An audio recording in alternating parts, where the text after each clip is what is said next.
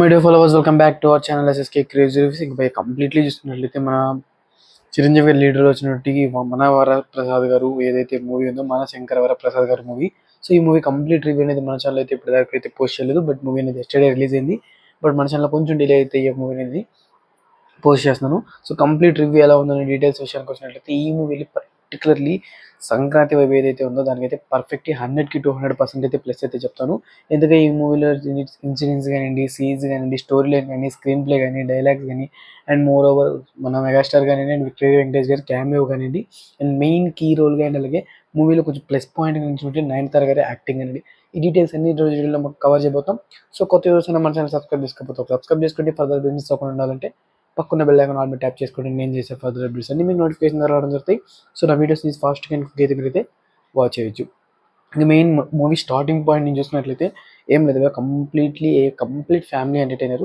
మూవీలో హైలైటెడ్ ప్రతి సీన్ అనేది మనకి కామెడీ ఓరియంటెడ్ని హైలైట్ చేయడానికి రాసుకున్నట్టయితే ఉంది. ఎందుకంటే ప్రీవియస్లీ రిలీజ్ అయినట్టు మూవీస్ ఏవైతే ఉన్నాయో అనిల్ రావుపూర్ గారి హిస్టరీలో, సో ఆల్ మూవీస్ ఒకటే కంటెంట్ ఏదైతే కాంబినేషన్ ఉందో సో దాన్ని హైలైట్ చేయడానికి అయితే రాశారు.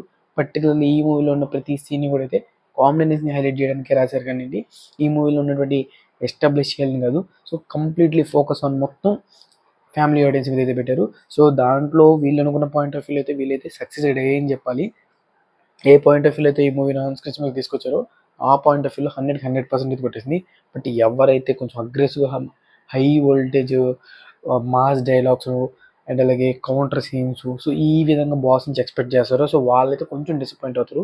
అండ్ ఎస్టాబ్లిష్ చేసే పద్ధతి కొన్ని ఉన్నాయి కానీ పర్టికులర్ సీన్స్ ఆల్ మిక్స్ ఫ్రూట్లో అయితే ఉంటుంది. అంటే ఆ scenes particularly highlighted fight sequence వస్తుంది రాబాయ్ అనే టైంకి అయితే ఈ యొక్క మూవీలో కామెడీనెస్గా అయితే తీసుకెళ్ళిపోయారు. సో ఎందుకంటే సర్టెన్ జోన్ ఆడియన్స్ కోసమే ఈ మూవీని క్రియేట్ చేయడం జరిగింది కాబట్టి సో ఆ ఆడియన్స్ కోసం అయితే 100కి 200% అయితే న్యాయం అయితే జరిగిపోయింది. ఇంకా ప్రిఫర్ చేసేది ఎవరైతే ఉన్నారో ఇంకా boss fans almost on screen మీద ప్రిఫర్ చేస్తారు. ఫ్యామిలీ ఆడియన్స్ ఎవరైతే ఉన్నారో సంక్రాంతి వైపు కోరుకునే వాళ్ళందరూ అయితే మూవీ ఆన్ స్క్రీన్ మీద ప్రిఫర్ చేయొచ్చు. బట్ మాస్ ఫ్యాన్స్ మాత్రం కంప్లీట్లీ కొంచెం 100లో ఒక 20% అయితే డిసప్పాయింట్ అవుతారు. కొన్ని పర్టికులర్ సీన్స్లో ఇంకొంచెం ఎస్టాబ్లిష్ చేసి ఉంటే బాగుంటుంది అనిపించేటట్టు అయితే కొన్ని సీన్స్ అయితే ఉంటాయి. But either part complete overall movie అనేది సూపర్ అంటే సూపర్ ఉంది. ఆన్ స్క్రీన్ ప్రిఫర్ చేయడానికి ఛాన్సెస్ అనేవి మెజారిటీగా చూపిస్తుంది. ఎందుకంటే మూవీలో కంప్లీట్ ఎమోషన్ కానివ్వండి, స్టోరీ లైన్ కానివ్వండి, సాంగ్స్ కానీ, బీజిఎమ్స్ కానీ, క్యామియో కానీ, యాక్షన్ సీక్వెన్సెస్ కానీ సో ఆల్ పారామీటర్స్లో మూవీ అనేది ప్లస్ పాయింట్లోకి ముందుకు వెళ్ళింది. సో ఈ పారామీటర్లో ఇది తక్కువ అని చెప్పేటట్టయితే లేదు. అండ్ కంప్లీట్లీ కలర్ రీడింగ్ అనేది సూపర్ అంటే సూపర్గా ఉంది.